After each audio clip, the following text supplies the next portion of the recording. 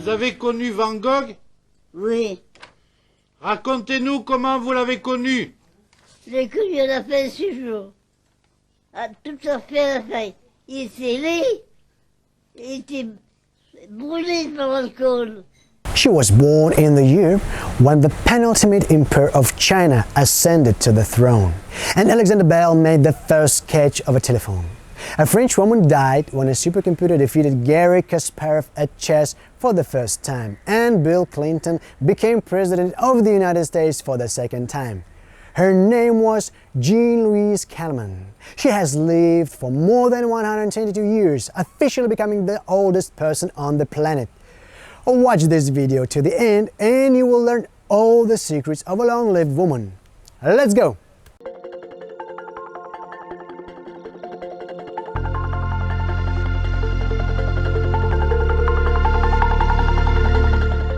The record holder among centenarians was born on February 21st, 1985 in the town of Arles in southeastern France. It's noteworthy that Jeanne's close relatives also lived long enough. Father Nicolas was 93 years old, Mother Marguerite was 86 years old, and Brother Francois was 97 years old. All her life, Jeanne has lived near the Mediterranean coast. In general, a great place to spend 122 years without going anywhere on traveling. Only 2 world wars and epidemics of cholera and influenza could cause her some discomfort. In Jeanne's childhood, the life expectancy of a woman in France was only 44 years and 1.5 billion people walked around the world. Just imagine, she outlived them all. At the age of 21, Kalman married Fanon's second cousin Nicolas, who had a successful business which allowed Jeanne not to work and lead a carefree lifestyle. She devoted her free time to cycling, tennis, swimming, fencing and music. In the marriage, the only child Kalman was born, daughter Yvonne, who lived only 36 years and died in 1934 from lung disease.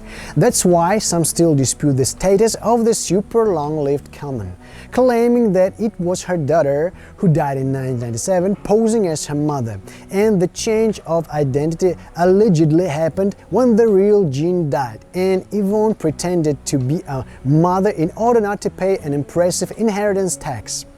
But no serious evidence has been found for this. Super long livers are considered people whose age officially reaches 110 years. There are not many of them at all. The vast majority of them are women. They either smoked very little or didn't smoke at all, never suffered from obesity and slowly aged. Although in the last years of their lives they became very weak, remained confined to a wheelchair and were practically blind and deaf. In the mid-1990s, some researchers believed that 115 years was the age limit that the human body could not overcome. However, both Jeanne Kalman and several other super long livers refuted this statement. Today, experts have pushed this boundary even further, up to 150 years. Kalman allowed herself to drink a glass of port and smoke a cigarette, but not more than one a day. She liked to eat well and drink wine, ate cakes and chocolate almost every day, and preferred outdoor walks, tennis and roller skating to the company of people and guests. Since childhood, she had no material troubles. Her carefree life was provided first by her father, a shipbuilder, and then by her husband, a merchant. That's why she didn't have to work either at home or outside the house. Perhaps this is one of the secrets of longevity. So write in the comments how you feel about tobacco and alcohol. Daughter Yvonne, who as you remember died in 1934, left behind a son Frederick. Jeanne helped raise her grandson, but an accident took his life. Frederick died in a car accident in 1963. In 1965, when there were no close relatives left alive and Kalman herself was already 19 years old, she signed a contract on the inheritance of her apartment by notary André Francois Raffer. It would seem that a very old age when life is not so eventful. But it was then that the famous story began, which is being analyzed by law students. According to the terms, the notary under the rent contract had to pay 2.5 thousand francs monthly until the death of Jeanne. Andrew died in 1995 without waiting for the moment of transfer of ownership, having paid twice as much as the house is worth, almost $200,000. Just imagine. Jeanne was sent to a nursing home at the age of 110 after she almost burned down her house. In the frosty winter, the water froze in the boiler and the old lady decided to melt it with a candle, climbed on the table and accidentally set fire to the insulation material.